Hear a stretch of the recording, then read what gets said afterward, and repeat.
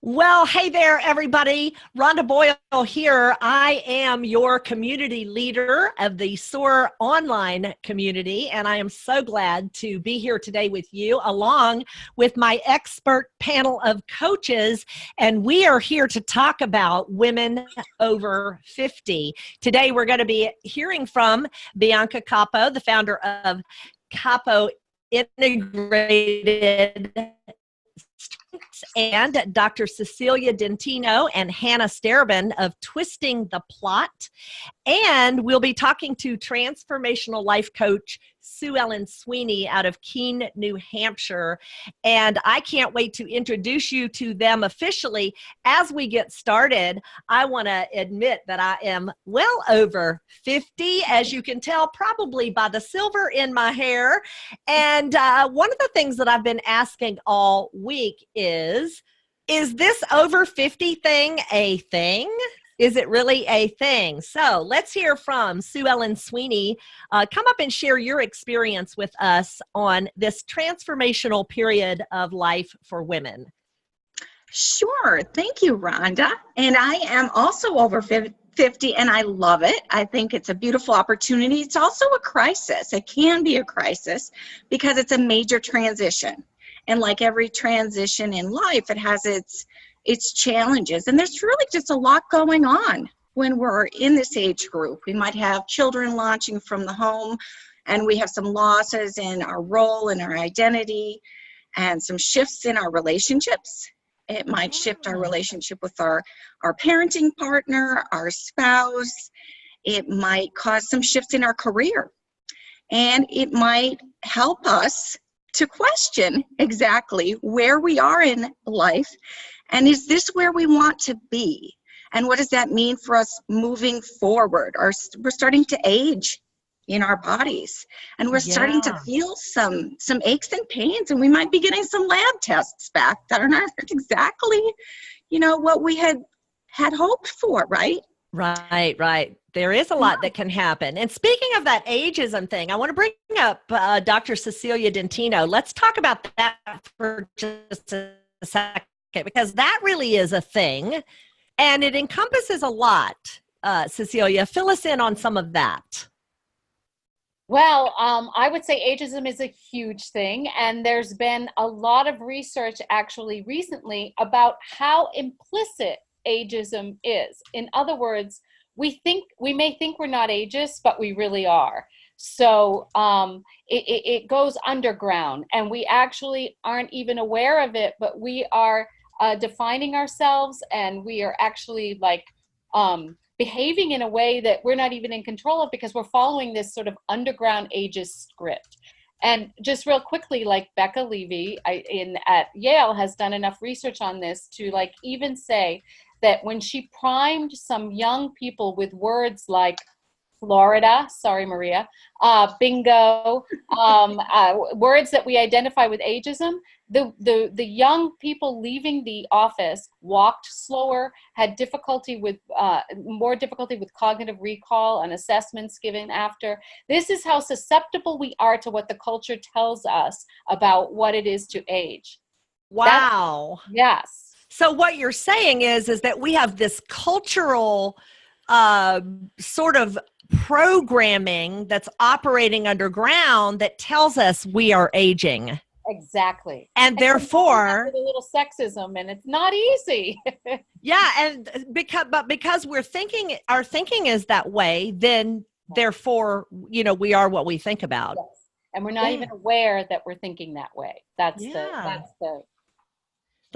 So let me hear from Hannah Sterben, because now, Hannah, you're a licensed psychotherapist and a strengths coach. You're also the co-founder of Twisting the Plot. And a lot of that has to do with storytelling. A lot of what we as women, and what you're talking about, Cecilia, is we're stuck in a story that we don't even know that we're stuck in. However, Hannah, what we are able to do, or what we can do, is really rethink that story.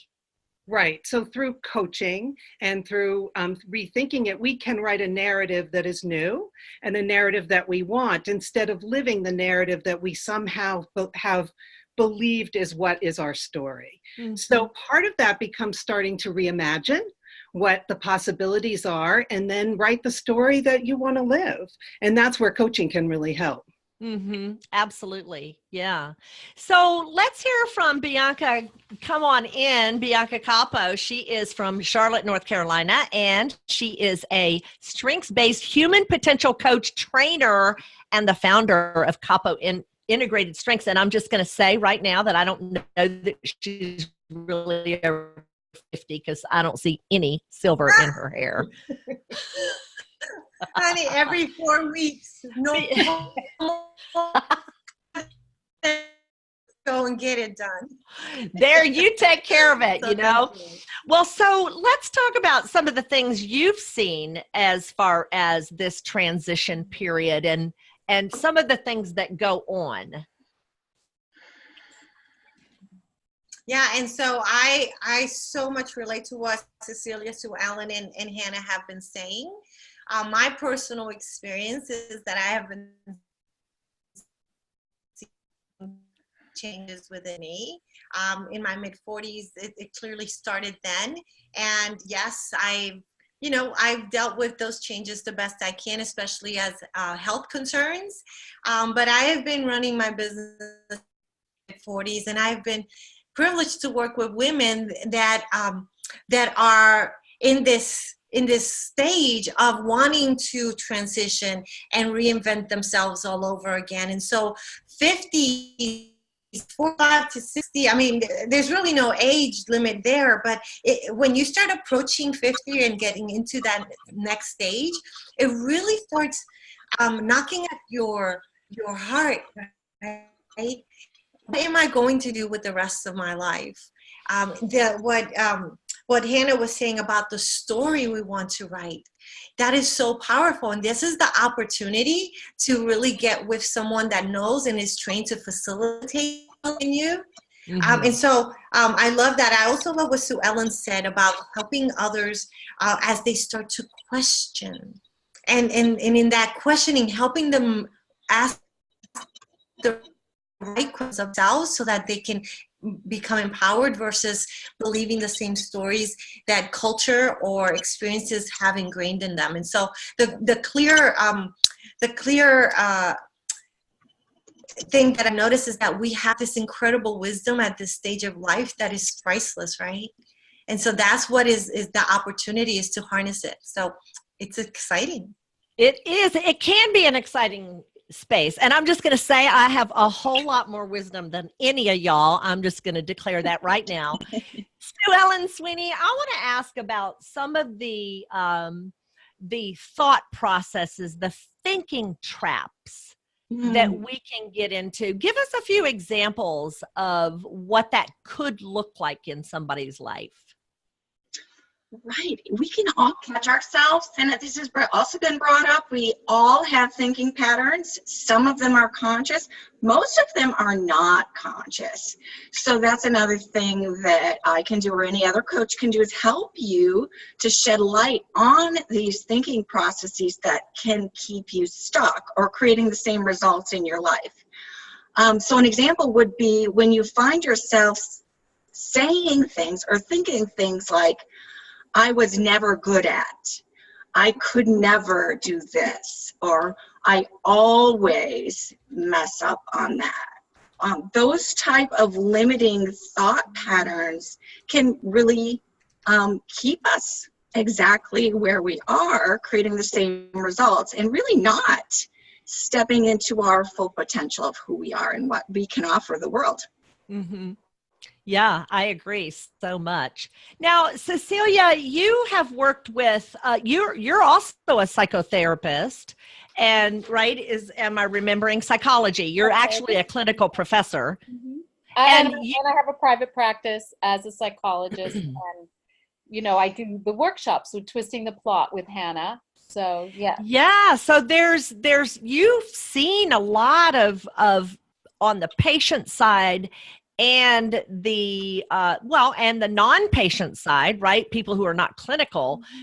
You don't have to be clinical to need a little help, right, to get through And this that's time why period. that's why I'm doing the coaching. I think that it's really important for women to feel like they can get support and get help and get, you know, inspired and lead with their strengths without having to think of themselves as someone with a problem, someone with something that is somehow pathologized. And, you know, I think so. A lot of therapists are moving to coaching for this reason.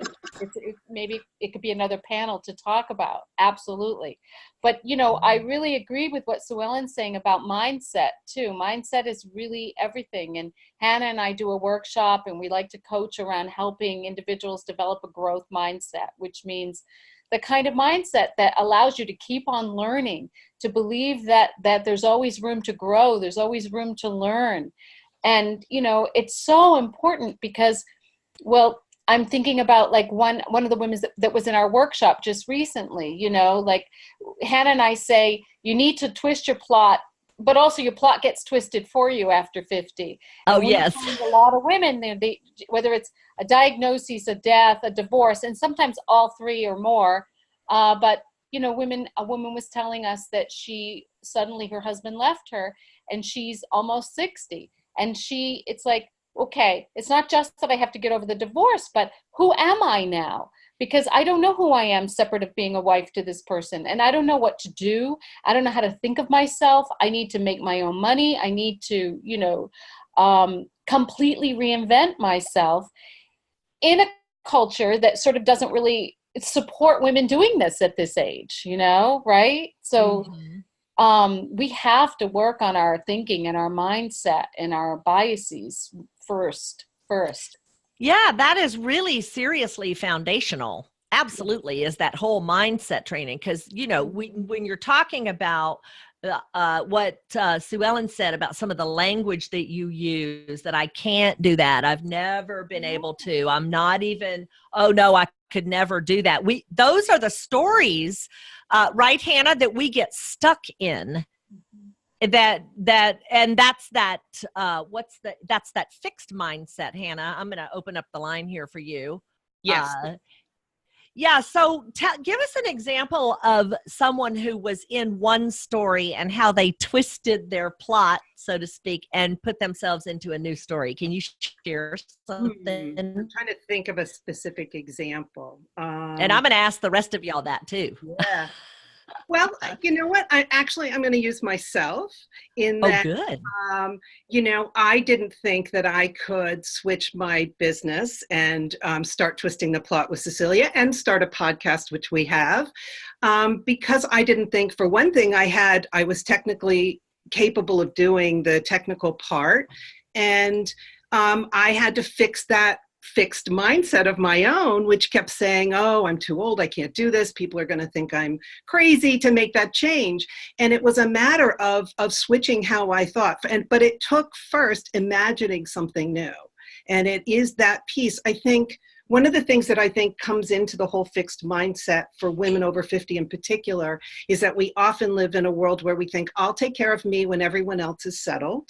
And everyone else never settled, by the way, but also then the skills of what do I want? What do I imagine? Who can I be?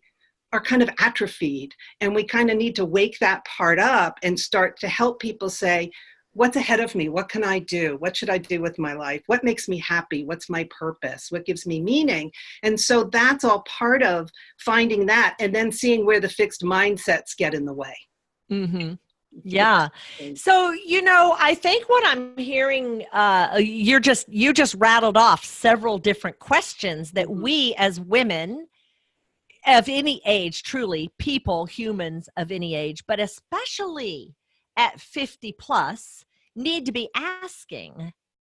And yet we don't ask the questions. Why do we not do that, Bianca? What's going on with us? Let me unmute you. Okay, go.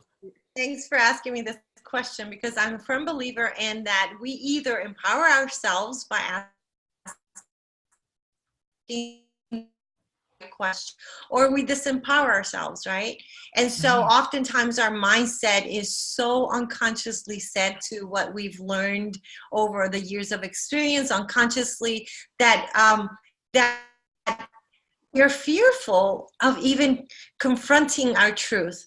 And one of the things that you asked Hannah around the stories of how this coaching can help with fixed or growth mindsets is that every single client that I know that Hannah, Cecilia, Sue Ellen, and certainly myself have had is that their confidence is increased through this coaching process where they're able to ask the right questions. And we're trained in facilitating that.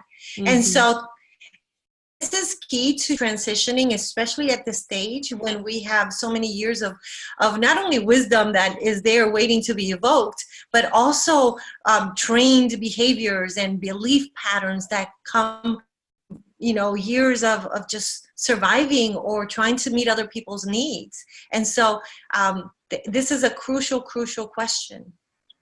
It absolutely is. And Sue Ellen, I want to talk for a minute about some of those roles that change as our children grow up. And now suddenly we are empty nesters. In fact, it's such a thing that it's got a name, right? And so, yeah, you're right. It was even identified as a syndrome in 2009, and it's been researched in the literature.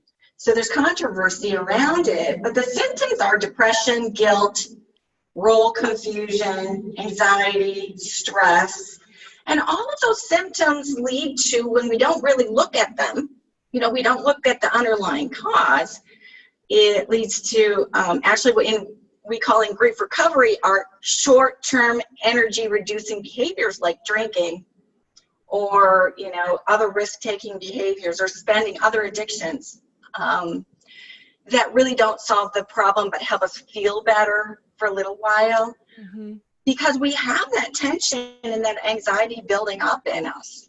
So did I answer the question, or was I going off in a different direction? No, we're talking about the roles that people have, and right.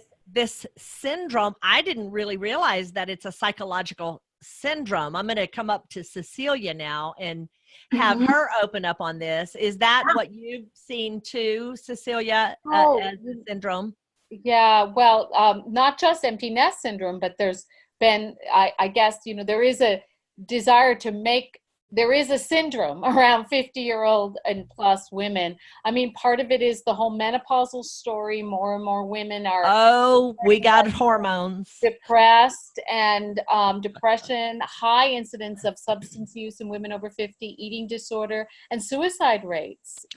There is definitely a crisis. Now, I prefer to to help people imagine this as an opportunity, because I think, it's true. It's absolutely true. There's a lot of women suffering, And, Hannah and I, with Twisting the Plot, we like to think in terms of who are you becoming? So it's so easy to think about who have I lost, right? What have I lost? Who have I lost? Who am I no longer? And the question, but who are you becoming? What is your future self? Can you imagine her? That's sort of the direction we've been taking, the Twisting the Plot and rewriting the story. And I think that it's a really hard thing to do, though. It's a really hard thing to do when you are stuck in like the loss after loss after loss. But and it doesn't have to be a time period of loss. It just can feel like that when you have the children leaving home. You're looking at your job. Maybe you have aging parents or have lost a parent. There does seem to be more loss in this time period. It's not necessarily true, but it is common, right? Would that be? I think what we say is it's not necessarily true that there's more loss, although a lot does come at this stage, but there's not a clear definition, a clear direction of what's coming after. And that Exactly. That's the helps us problem. overcome loss, right? Is when we have some kind of a future direction, something that's pulling us forward, we can Yes. endure a lot. I mean, let's not forget women, by the time we get to 50, we have endured a lot. Like, we are strong, you know? So, but I think we like to have purpose. We like to have direction. We're human. We need that, you know? And that I see is our job, is to help sort of like ignite that, you know? For something to inspire women to move forward. Yes, Verlette, purpose, absolutely. And sometimes we've lost, that's what happens, is we've suddenly lost. This is why we refer to it as loss, because the sensation is there of loss. You know, our kids are just across town or across the state or across the country, but we sense Right. that loss. Yeah, and so the next step, the clear next step. Right. Yes. And if you don't have that clear next step, this is what leads to the abuse and the poor health and the depression and the anxiety and all of the struggles that people can get into, when very simply they could just have a plan and then somebody to talk to, you know, who's got a vested interest in them be successfully moving forward. Yeah. Hannah, how about you? Now you, Well, you've seen, go ahead. I was going to answer to Verlette because I think she's absolutely right, because the part of the empty nest piece that I think sometimes doesn't get as much attention as it could, because I think people go, oh, empty nest, kids are moved out, it's an empty bedroom. What it is a loss of purpose and identity and community, because so much of our tribe is around raising children together, and you're focused through your school, and people start to move where their kids are and downsize. And so a lot slips away. And so purpose is a huge piece of what is my role, my purpose? Why am I here?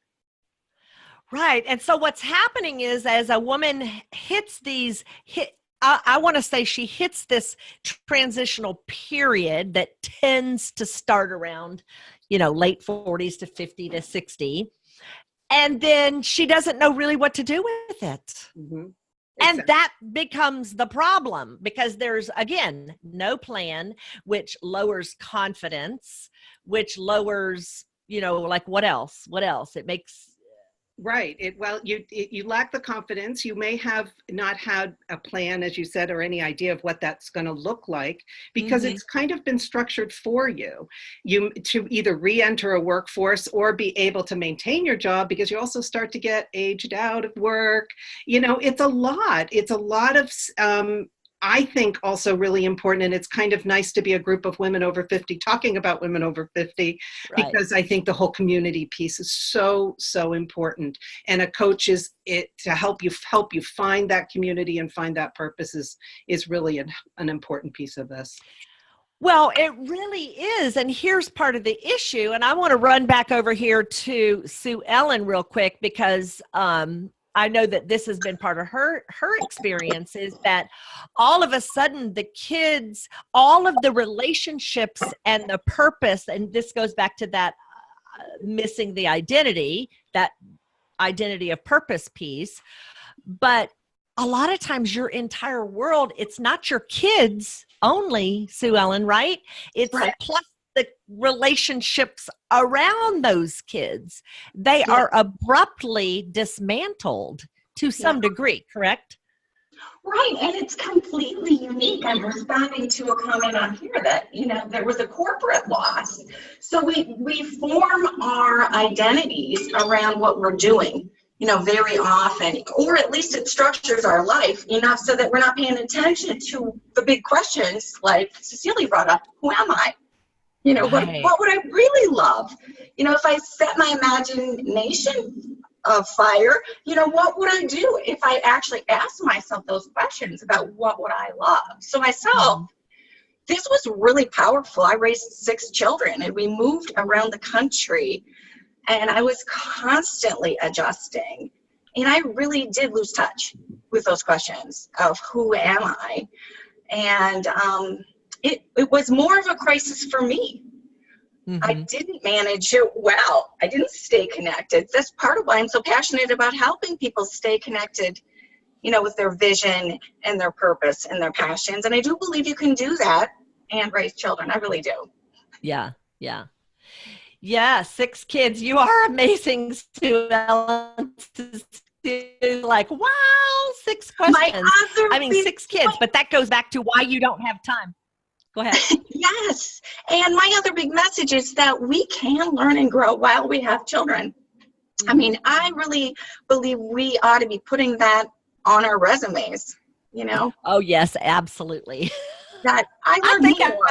yeah, there's some, I don't know, some meme out there somewhere that says that if you stay home and raise children, it's worth X number of dollars. Your husband couldn't afford to hire you to raise your Yeah, kids. And we right. do know that is certainly true, do we not, as women? Those of us Right. who've had kids, right? Now, Right. So message of value. yeah. So I want to go back up to Bianca for a minute because uh, Cecilia brings up an employment situation. And Bianca, I know you worked in the corporate world for many, many years running your own agency, financial agency. And so a lot of times women make a dramatic career shift at this age. Is that true? Would you say that have you had that experience with women that you've worked with? It is absolutely true that at this stage we're assessing and questioning what is our next stage or that future self, like Cecilia said, looks like. And oftentimes that comes with a new career or that business that you've been yearning deep inside to start. Because you have to really cater to everyone else, may that be an employer or the 6 or 7 kids. And so it's very, we keep putting ourselves in the back burner. And this is when stories, right? One thing that I'll say about purpose is that when I left my corporate work 5 years ago, it was clearly because I wanted to align with purpose. And I didn't realize that my own work in that space until it started to evolve. It became so important to me to live with a calling. And what I've discovered is that purpose does change. And so over time, your purpose today may be different 10 years from now. And for us to really think it's just one thing creates a little bit of anxiety, right? And so for us to decide what it is for us today that really aligns with our talents and our strengths and our passions and our experience, that is liberating. It gives us clarity. So I work a lot with the neuroscience of the 3 brains, our head brain, our heart brain, and our gut brain. And we're often just so stuck in the head that we forget what our heart wants, and we forget how to listen to it, because it may be saying something that is totally different than our head brain, right? And then our gut has these fears or these butterflies that don't let us act with courage because of these experiences, stories, and so forth. And so, it's this stage is when we get to invest in ourselves. And reach out to the resources that can help us connect to our heart, gut, brain, so that we really can rebalance that whole equation and gain clarity and purpose. Yeah, absolutely. So, Hannah, I want to ask you about and your experience with your clients or self around, because sometimes our issue has to do with our parents, that aging parent situation. So here we go from raising our children to many of us all of a sudden in this time period start to find our parents dependent on us in certain ways. Tell us about clients that you've had that have faced that, and then what have they done to manage those situations? Yeah, it is a challenge. And I know as people face that, the challenge of taking care of parents who they love and being there for them and still being truthful to themselves and figuring out where their purpose is in that is hard. I think one of the things is to try to figure out not to lose yourself in that, and to work at making sure that you're still honoring who you are and who you want to be within the context of taking care of a family member, because we can kind of switch from children right to parents. I had the opposite. I was in the sandwich generation. My parents were sick when my kids were little, so I had to do the juggle at that time. But I think it is important to say, okay, I can be a really good provider to my caregiver, to my parents, while I take care of myself. Mm-hmm. Yes, and I love what you said about how to be able to handle that, taking care of them, but then keep something that is in alignment for us, and that still honors who we are. Right. So, you may have to have a lot of help brought in to help with the parents. And if you're not some people are totally gifted to help their parents. Right. That's how they're wired. They're nurturing. They've got all of those beautiful gifts to be able to do that. And then some not so much. And so then comes the guilt possibility of having to hire the nurse and, have people come in and help with some of the details of that, because you got to keep your energy up in the way you are wired and gifted. You know what, the best advice I've given to people, and I just gave this to a friend of mine who lost his father this weekend, was to get some help so that he could still be a family member and not always a caregiver. And then he got to have time to be with his father while he, as a son, and not as only the person who helped him, mobile and do all the things that he needed to do. And he was very grateful for that, because it allowed him to maintain that relationship. So, yeah.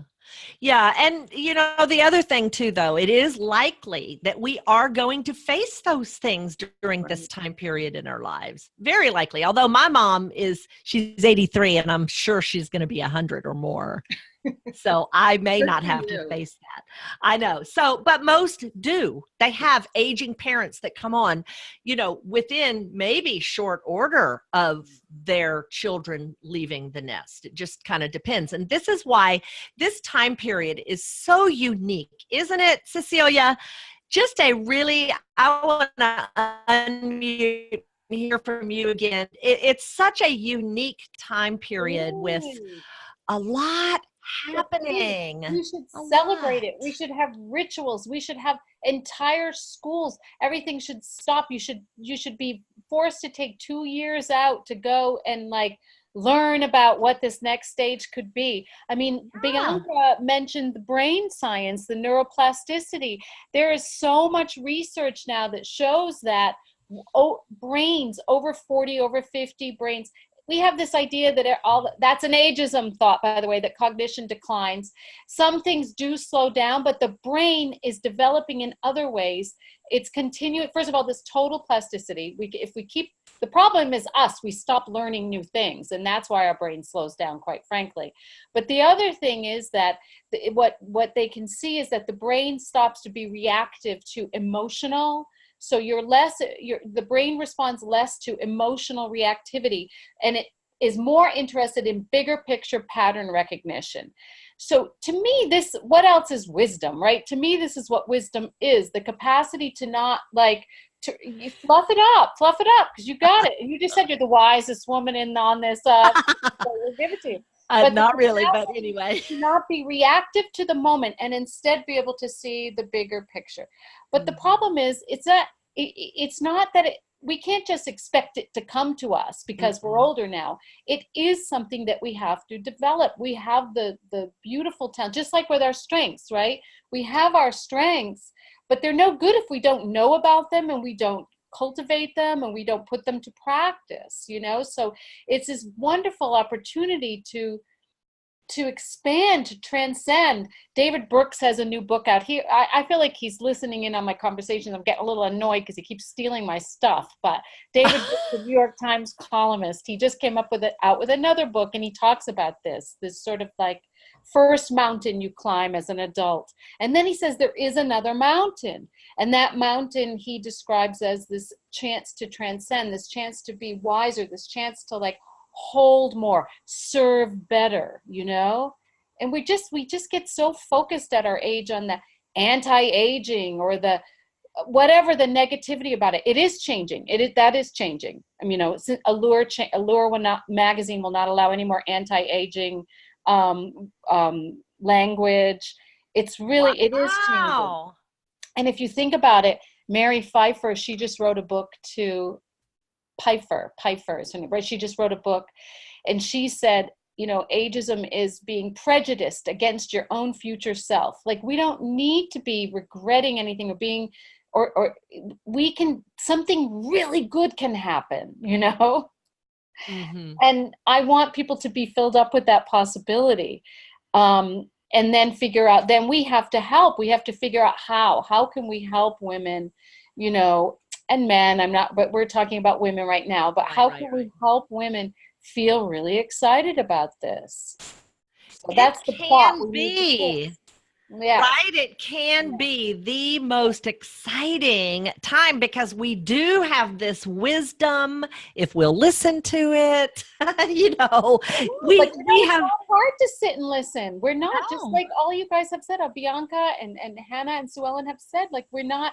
We it's hard to listen to ourselves. We're really good at listening to other people and taking care of other people. We are. Right. But it is harder for us to sit and really give ourselves permission to go inside of ourselves and like build from there, Yeah.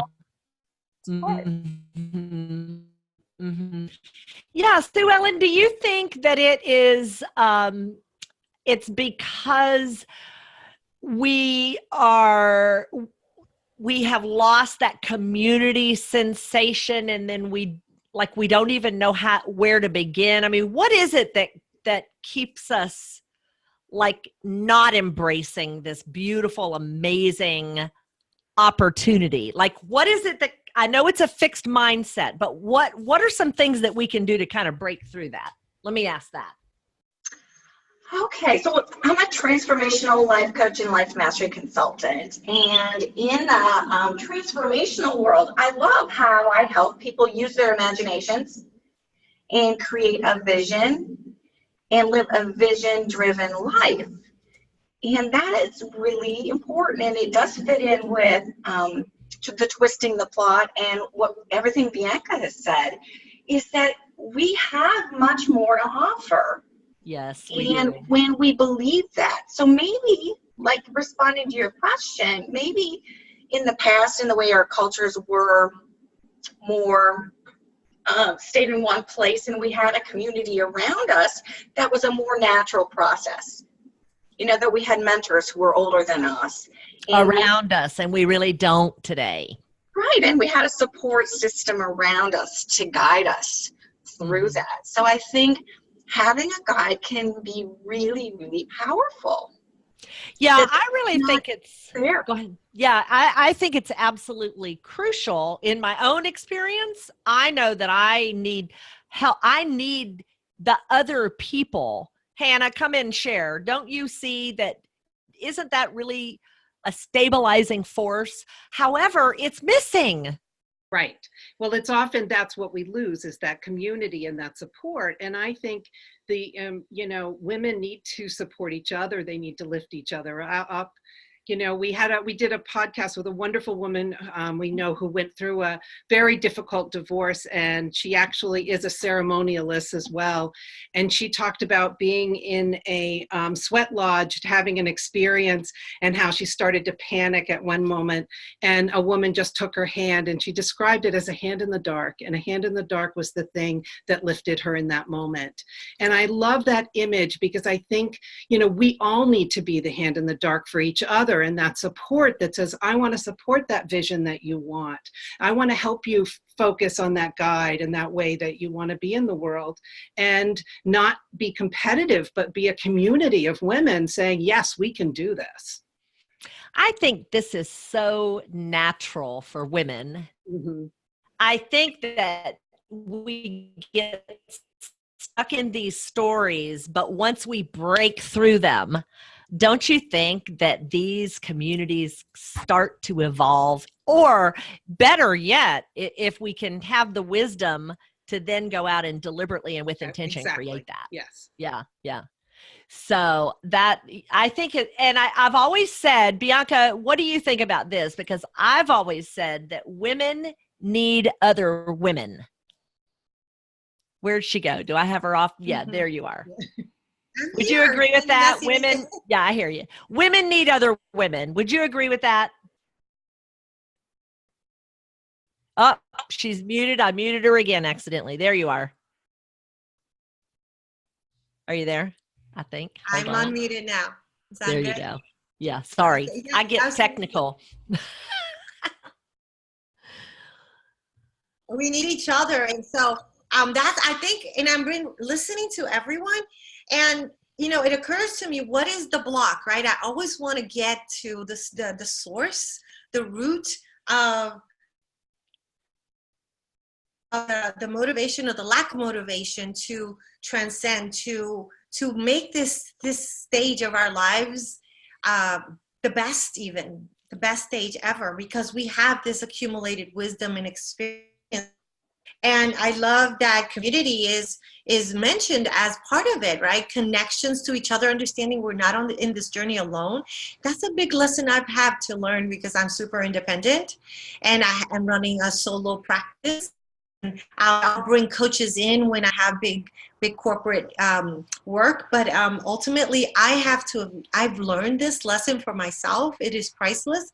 If I also may share that some of the things that Hannah and Sue Ellen as well is that we need the vision-driven purpose. We need the clarity around the mindset, and I also believe in the practice. So once we get this head knowledge, and we like, oh, yes, we know this, and we know this. Now we need practices. We need to reprogram the way the self-limiting beliefs, and we need the tools and resources and practice and some to hold that space for us, so that we can together as a community practice the things that will empower us and celebrate, Cecilia, right? And so that we can intentionally celebrate, right? Because ultimately we're even giving ourselves permission to celebrate, and by us giving ourselves permission, we give others permission, right? Like Marianne Williamson says in her poem.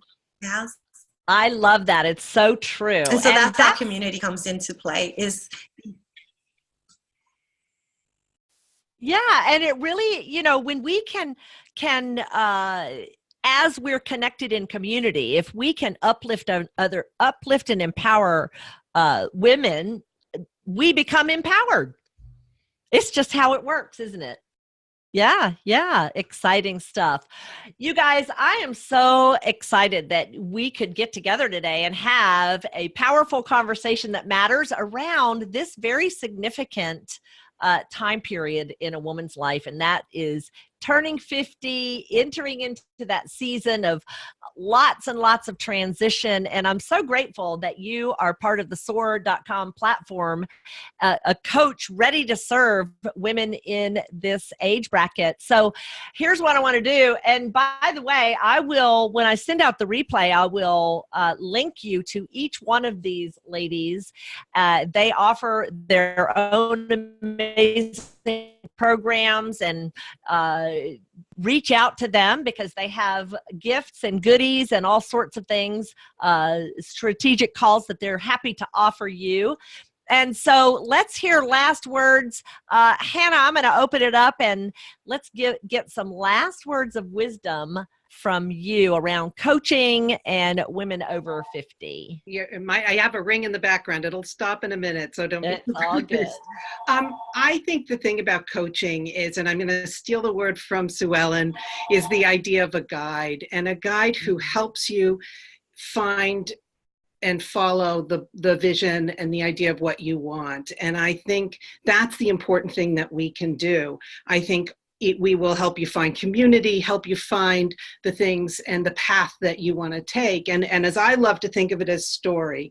So you look at the narrative or the story that you've lived, and you get to rewrite it. You get to twist your plot and create a new story for yourself. And I think it's an exciting time. So I think it's a wonderful way to go. It is. Thank you so much for sharing. Okay, let's hear last words from Sue Ellen Sweeney, master coach? I will say that the Life Mastering Institute, who I'm certified through, really helps us understand and believe that we're more powerful than any situation, circumstance, or condition that we have. Can I hear an amen right there?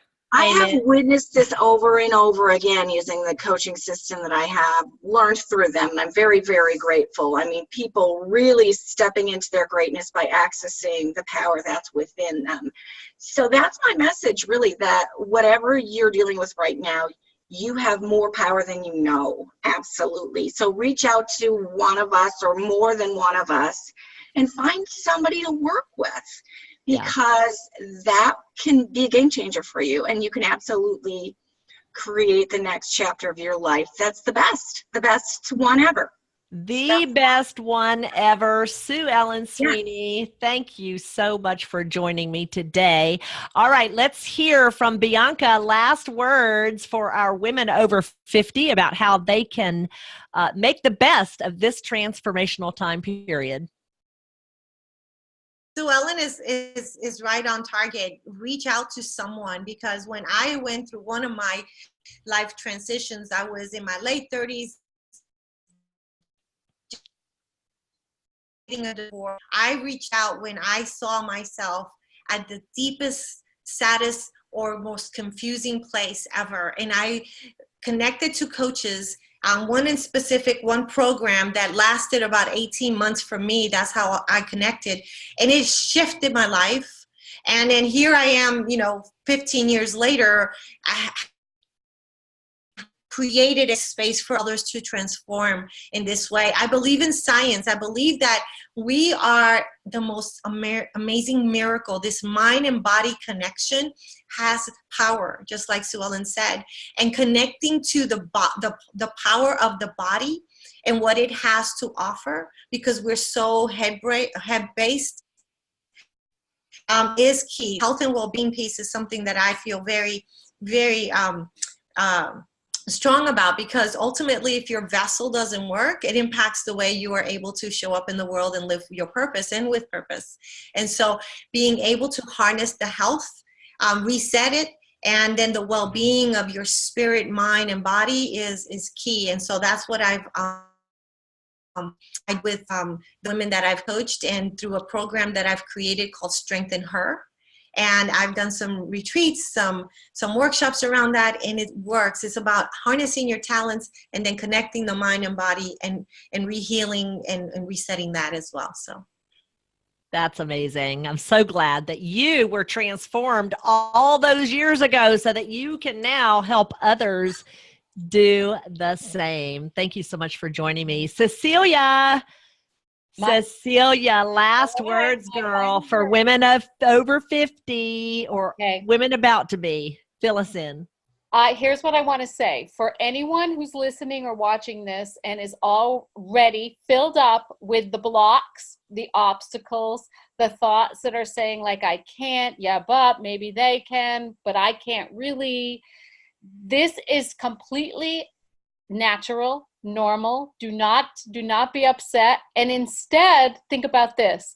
Those obstacles that you are sitting with right now, or that come up for you when you try to have the vision of what you want to be or who you're becoming, those obstacles are your map. They are your strategy. They are your story, right? So you just have to be creative. And I think women should think of this as a creative project instead of like some drudgery, I got to fix myself. This is a creative project. You can design whatever you want, share it with us. We will support it. Reach out to Hannah and I on twistingtheplot.com or through soar.com and tell us your story. But don't think the obstacles are a problem. They're actually your story. You just have to flip them. You just have to look at them in a new way. You just have to question them like we talked about, be curious about them, and creative. So true. The problems are actually the seeds of the solution. They are. They're your answer. If you want to know how am I going to do this, look at what's in your way and then try to get creative with it. And you're just looking in the wrong place. That's hard to do alone, and that's why we're here, all of us. It is. It is. It is. Absolutely. Alan, thank you so much. We're glad that you have been inspired and motivated today. Thank you so much for joining us for this call from SOAR.com. And I'll put the replay. You'll get some more information about my amazing panel experts. And thank you so much for joining us. And you can find us at SOAR.com. Thanks for joining us, everyone. Thank you, ladies. Appreciate you so much.